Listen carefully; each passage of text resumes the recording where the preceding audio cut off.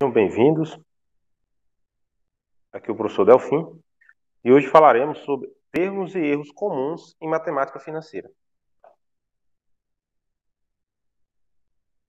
O nosso propósito consiste no seguinte: oferecer condições para que vocês compreendam os termos comuns utilizados na matemática financeira, bem como alguns erros comuns em raciocínio financeiro.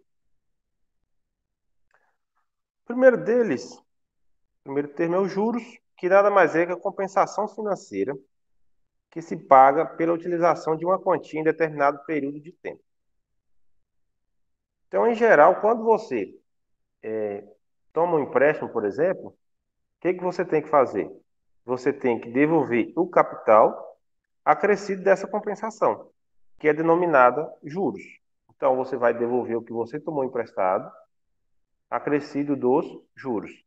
Em relação ao tempo, a classificação do tempo pode ser exato, ou seja, quando você tem o ano civil, que é de 365 dias ou 366 dias, caso o ano seja bissexto, ou então ano comercial, ou seja, o mês tem sempre 30 dias e o ano com 360 dias. Então, os termos mais frequentes, além dos juros, na matemática financeira são capital, também conhecido como valor presente ou principal.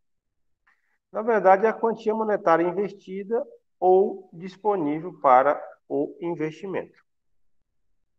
Então, quando você vai lá e toma um empréstimo, por exemplo, aquele valor que você tomou emprestado, ele é o capital ou valor presente.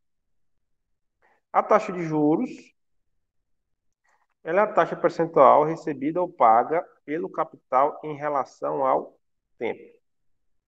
Então, toda vez que você, em geral, emprestar dinheiro ou tomar um dinheiro emprestado, você é acordado uma taxa de juros.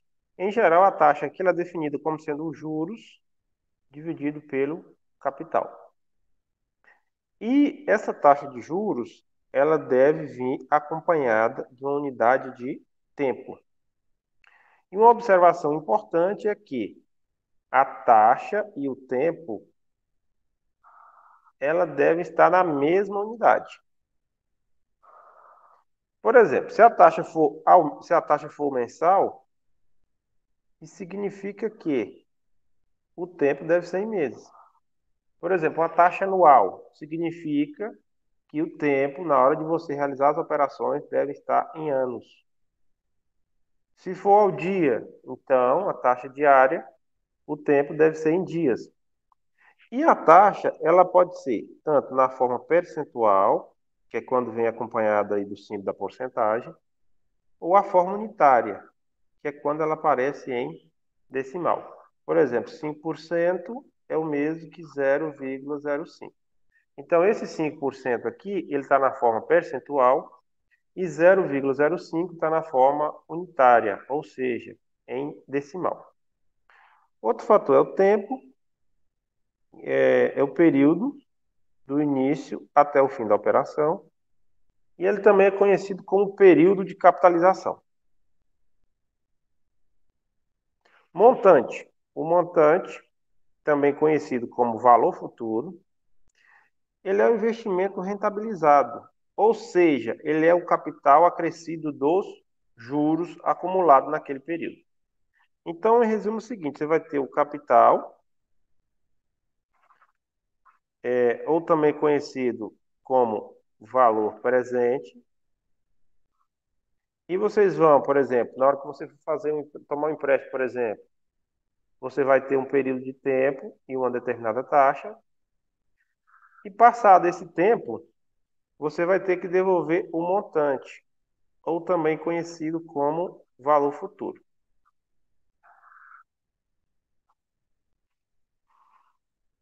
que é o valor lá no futuro.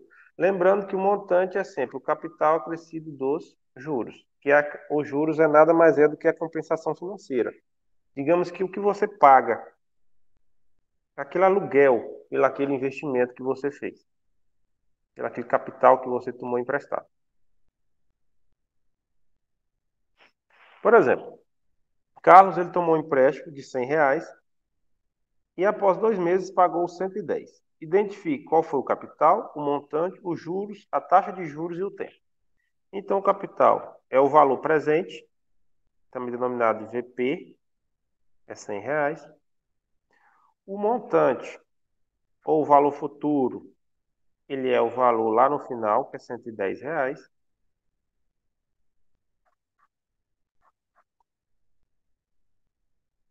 O tempo, ele pode ser entendido como sendo um bimestre ou 2 meses.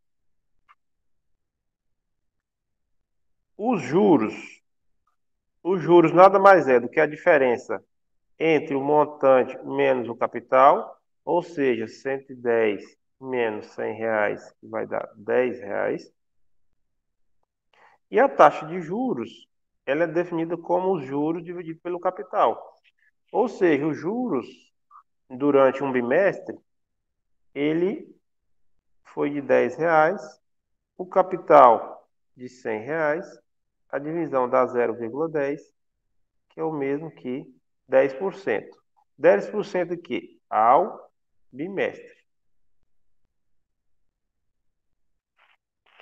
Então, em resumo, é o seguinte: você tem aqui um capital de R$ 100 e no futuro ele vai ser o montante, ou o valor futuro. O valor foi de R$ 110. Então, o que é o montante? Os juros aqui foi de R$ 10, a taxa de 10% ao bimestre e o tempo foi de um bimestre. Porque se a taxa está ao bimestre, o tempo tem que ser um bimestre.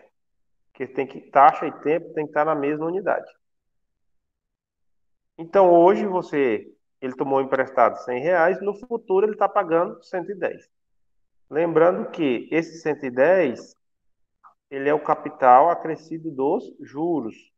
Ou seja, é R$ 100 mais 10, que vai ser R$ 110. Um detalhe aqui que vocês vão observar é que nós temos quantias diferentes. Quais são elas? R$ 100 e 110. E ele estão relacionados em épocas diferentes. Ou seja, no período aqui que ele tomou o valor emprestado até o valor que ele devolveu, que foi de um bimestre. Vocês vão observar que esse valor, mesmo sendo diferente, R$ 100 e 110, e eles estão referidos em épocas diferentes, entre o hoje e daqui a um bimestre, eles têm o mesmo valor. Ou seja, Carlos e essa pessoa ou instituição que lhe emprestou o dinheiro, eles concordaram que R$ 100 hoje, ele tem o mesmo valor que 110 lá no final do bimestre. Ou seja, R$ 100 hoje é equivalente a receber 110 no final do bimestre. Agora vamos falar sobre erros comuns em raciocínio financeiro. O primeiro deles é achar, por exemplo, que R$ 110 vale mais que R$ 100. Isso só é verdade se estiver na mesma época. Então, na mesma época, isso é verdade. Já em épocas diferentes, a gente pode ter o seguinte: R$ 110, ele pode ter o mesmo valor de R$ 100. Por exemplo, o exemplo anterior do Carlos, onde era indiferente para ele receber R$ 100 hoje e pagar 110 daqui a um bimestre, ou até mesmo ter um valor inferior que R$ 100. Por exemplo, é mais vantajoso você receber R$ 100 agora ou 110 daqui a 10 anos? É óbvio que é melhor você receber R$ 100 agora, porque nós temos a inflação nesse período. Segundo, achar que R$ 100 ele tem sempre o mesmo valor que R$ 100. Só que, na verdade, R$ 100 ele vale mais hoje do que daqui a um ano. Então é mais vantajoso você receber R$ 100 agora do que você receber R$ 100 daqui a um ano. Outro erro é somar quantias em épocas diferentes. Então, uma situação aqui, por exemplo, é melhor você pagar, em algumas situações, 6 parcelas de R$ 51 do que 3 parcelas de R$ 100. Isso, digamos, pelo mesmo produto. Só que como isso é possível? Sendo que 3 parcelas de R$ 100 equivale a R$ 300. 6 parcelas de 51 equivale a 306. Então, como que isso pode ser vantajoso?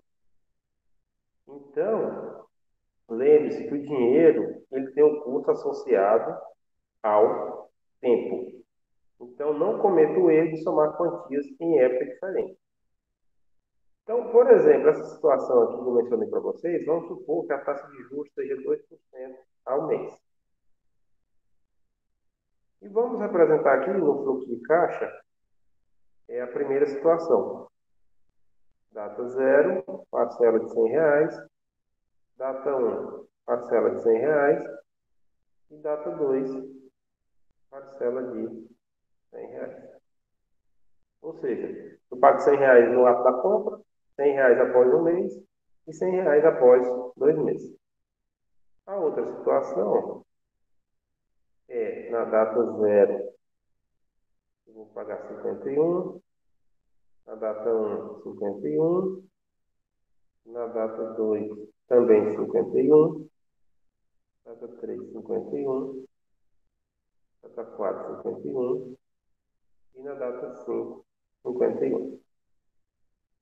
Então, observe, eu vou pagar uma parcela no ato da compra, uma após um mês e assim sucessivamente. Supondo que esse valor, que a taxa de juros seja 2% ao mês, então, por exemplo, se você tomar o valor desse produto como sendo R$ 100,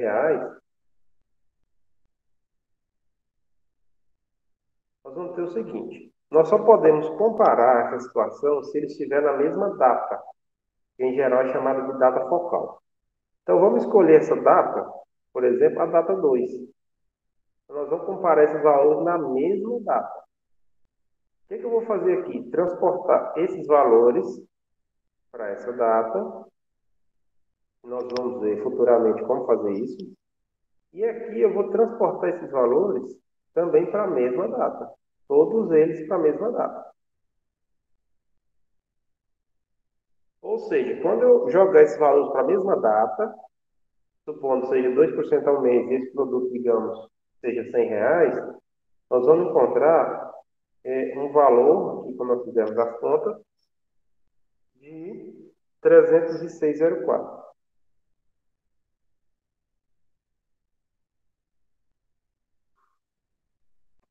E aqui um segundo valor, fazendo as contas, vamos achar 303,16 centavos. Então, como eles estão na mesma época, ou seja, na mesma data focal, que é a data 2, fazendo as contas eu tenho 303,16, 306,04. Então, o que é mais vantajoso? Essa opção de pagar em 6 prestações de R$ 50. Então, basicamente, essa situação aqui, transportar os valores no tempo, ele é o problema essencial da matemática financeira. Ou seja, o problema essencial é deslocar grandezas no tempo. E aí nós vamos aprender a fazer isso nos próximos encontros. Então, lembre-se, o dinheiro tem um custo associado ao tempo.